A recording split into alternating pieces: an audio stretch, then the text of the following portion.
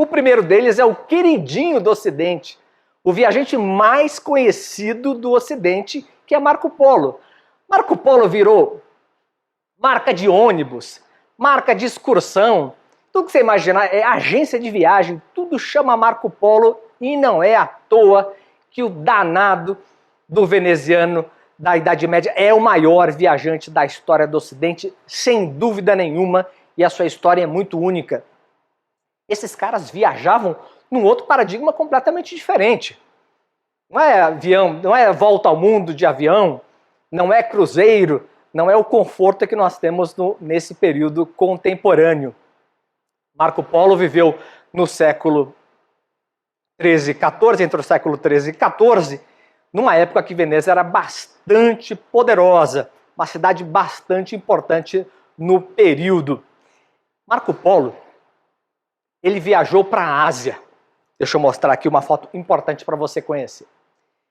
Quando eu descobri, queria fazer esse caminho, mais ou menos, dos viajantes, eu tive que ir para Veneza. A casa dele não existe mais, mas esse é o fundo de um hotel. Enquanto todo mundo vai lá para aquelas pequenas balsas ou embarcações, eu esqueci o nome daquela, se alguém me lembrar, escreve no chat. Eu não estava muito interessado nessa Veneza romântica, sabe? Eu queria ir atrás do raio da casa do Marco Polo e lá eu fui. Gôndola. As gôndolas venezianas. Não andei de gôndola, fui atrás da casa dele e atrás deste hotel tem a casa do Marco Polo. Olha só o trecho que esse nosso amigo fez. Eu tenho aqui o trecho de dois viajantes, que é o Marco Polo e o Ibn Battuta. Você imagina que esse cara viajou pelo mundo ou em cima de um animal ou a pé e viajou por quase 30 anos e foi até a Ásia. Ainda hoje, você sabe que eu sou um apaixonado pela Ásia, vou para a Ásia e ainda me deparo com a quantidade de preconceito e falta de informação sobre o que é o outro lado do mundo. Você imagina o Marco Polo quando esse cara volta da viagem dele. Eu já vou falar do final da viagem dele. O Marco Polo passa por vários países. E o que acontece? Eu fui pesquisar, mas e aí? O que esse cara tem a ver com as especiarias, né? O Marco Polo traz um olhar sobre o Oriente que ninguém tinha. Não se sabia o que era. Era o equivalente a alguém que foi para Marte e voltou e vai contar para você o que aconteceu.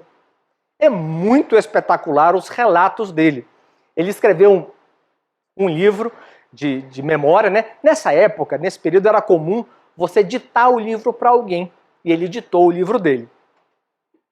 Marco Polo vai até a Ásia e traz essas informações. Sabe o que é curioso? Perguntaram para ele assim, Marco Polo, mas o que você está falando não pode ser verdade, isso é tudo mentira. Ele falou assim, não, estou falando para você, tudo que eu disse aqui, tudo que eu relatei das minhas viagens é verdade, e eu só disse a metade. E é muito interessante o livro ditado por ele. Marco Polo vai para a Ásia, deixa eu mostrar um pouco do caminho dele em fotos, né? Eu tive o prazer de passar em alguns lugares. Ele vai para, hoje, o atual Israel, na cidade de Akko, antiga Acre, que era uma cidade cristã, um polo cristão forte, inclusive um papa estava sediado na cidade de Akko na época, e o Marco Polo passa por lugares sagrados da cristandade em direção à Ásia. Ele foi junto com a família, né? Com um tio que era mercador.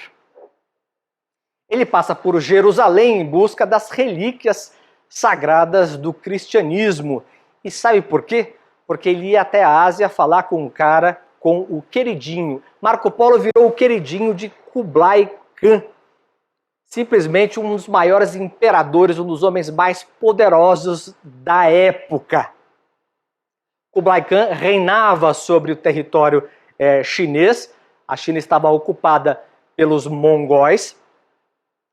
A China é um capítulo à parte, né? E quem me conhece um pouco mais de perto sabe o quanto eu gosto da história daquele país. Foi um dos poucos períodos que uma dinastia estrangeira ocupou e mandou sobre aquele território. Na época dos mongóis, foi isso que aconteceu. Eles ocuparam a China e foi a China de Kublai Khan, parente de Gengis Khan, que todo mundo conhece, que acolheu Marco Polo. Ele virou o queridinho do Kublai Khan. Porque ele, no fim das contas, virou os olhos. Você imagina você ser muito poderoso, ter todo o dinheiro do mundo, todo o poder do mundo, e praticamente não poder sair das fronteiras do seu império, no caso dele nem da própria capital, porque deixaria defasado, deixaria em risco a ocupação mongol na China. Ele estava sediado na atual Beijing. Tem duas séries sobre o Marco Polo para você assistir. Uma na Netflix, bem pop, todo mundo bonitão, tudo, né? Versão contemporânea. E tem uma outra série italiana, essa é mais difícil de encontrar, um pouco mais roots, mas muito interessante. A vida dele é muito interessante. Ele chega até a Ásia e o Kublai Khan faz dele quase um filho. Ele passa uns apertos e tudo mais, até ele se mostrar quem ele era. Ele passa a viajar pela corte do Kublai como funcionário oficial. Ele trabalha para esse governo do Kublai Khan por 30 anos. E por 30 anos viaja pelo mundo. E eu pensei, mas o que acontece? Como que esse cara sobrevive num caminho? Se você sair a pé de Veneza até Pequim, hoje você não consegue sobreviver. Imagina naquela época, era pior. Mesmo indo de avião, não é fácil. Vou de ônibus, não consegue. Você não chega. O que acontece é que assim, havia um interesse muito grande na figura do Marco Polo. Ele tinha uma relação próxima com o universo cristão, ele era cristão, e a cristandade viu nele uma oportunidade de, ao estar próximos dos mongóis, conseguir fazer frente a uma força muçulmana que estava contra o mundo cristão na época. Então não foi à toa, ele teve muito apoio, por isso que ele passa em Jerusalém. Essa foto é do Santo Sepulcro, um dos lugares mais sagrados da cristandade. Jerusalém, inclusive, é uma cidade que eu recomendo que você conheça. É espetacular, espetacular. Quando o Marco Polo fica nesse universo do Kublai Khan e do reino do Kublai Khan dos mongóis, ele pega muita informação sobre o mundo que nenhum ocidental ia. E de alguma forma, um pouco do que eu quis ao viajar foi trazer um pouco desse universo de um mundo que ninguém conhece. Deixa eu te mostrar, vem para esse lugar aqui. Tem aqueles lugares que todo mundo viaja, tem uns lugares um pouquinho diferentes. Vamos para lá, vamos conhecer. O que será que tem nesses lugares? Lugares que fascinaram o Ocidente já há 700 anos atrás. O queridinho do Kublai Khan, Marco Polo, vai para a Ásia e fica bastante tempo por lá. Olha aqui essas especiarias. Será que não aconteceu a mesma coisa com o Marco Polo? Ele também não descobriu novos sabores? Olha que linda essa foto de um mercado em Jerusalém.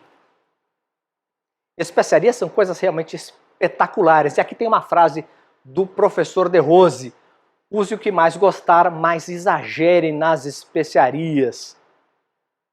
A mescla de comida e de temperos no Oriente Médio é uma coisa espetacular. De Israel, em especial, eu achei realmente fantástico. Lindo demais, bonito, saboroso. Tem um mix da força do tempero em pó, como da comida indiana, como também do frescor do Mediterrâneo. O azeite, a azeitona, entre outros, as conservas são muito interessantes. Marco Polo passa por Jerusalém. Olha aqui também uma foto importante, tirado dentro do Santo Sepulcro, um lugar sagrado do cristianismo, como eu coloquei, e ele leva um óleo do Santo Sepulcro, ele leva o que serão relíquias super poderosas, super importantes da cristandade, porque ele queria apresentar, fazer essa ligação, essa proximidade do cristianismo com o mundo mongol, contra uma aliança que poderia ser contra o inimigo que estava à beira de algumas cidades importantes do cristianismo. Bom, tive o prazer de ir até Pequim e visitar essa ponte.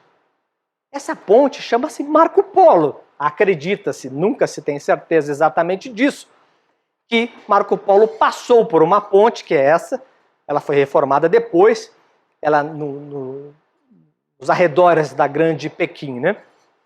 E estava lá. Talvez, é bem provável que Marco Polo tenha passado até lá. Gente, é muito longe, é espetacular o quanto que esse cara caminhou, é muita coisa. Agora, tem mais coisa sobre ele que eu quero mostrar para você. Ele descobre o gengibre na China e tantos outros temperos e tantas outras histórias. O livro dele chama As Maravilhas.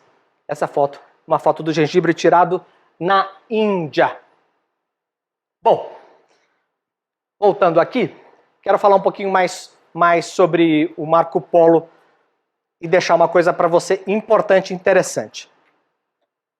Para finalizar a história do queridinho do Kublai Khan, o veneziano mais famoso, o viajante mais famoso do Ocidente.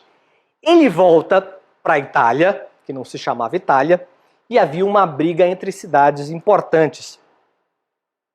Gênova, Veneza, eram cidades que tinham Florença, eram cidades importantes, e o Marco Polo é preso numa guerra logo que ele está chegando na cidade dele. Ele é preso, só que ele era o cara. E as histórias dele eram tão interessantes, que começou a fazer fila dentro da prisão, da cadeia, eu não sei exatamente como eram os moldes na época, e ele começou a relatar as histórias dele, das viagens dele, na cela, para um cara chamado Rustichello. Ele escreveu o livro, e esse livro foi escrito chamado As Maravilhas, as descrições do mundo. Lá ele conta tudo que ele encontrou, todas as culturas que ele travou contato, sabores novos, comidas novas, e esse relato das riquezas do Oriente foi tão importante que o livro do Marco Polo virou livro de cabeceira de grandes navegadores como Vasco da Gama, como Pedro Álvares Cabral, que no final das contas, será que a gente não tem uma relação por causa disso? Nós não estamos aqui falando português porque alguém foi motivado por Marco Polo, os reis portugueses, os reis espanhóis, os reis da Península Ibérica foram motivados muito, não só, mas muito pela obra do Marco Polo, o livro As Maravilhas. Estude um pouquinho mais sobre ele, se você tiver paciência, assista a série sobre o Marco Polo e também tem uma literatura bastante interessante, eu falo um pouco dele no Sabores e Destinos. Gosto muito da história do Marco Polo, eu sou um grande apaixonado pela história dele. Eu vou comentar uma foto anterior importante. Essa daqui em Israel, é nessa cidade dos Cruzados que eu comentei, acredita-se que Marco Polo tenha ficado hospedado nessa cidadela dos Cruzados, e está aí também o registro importante do Marco Polo.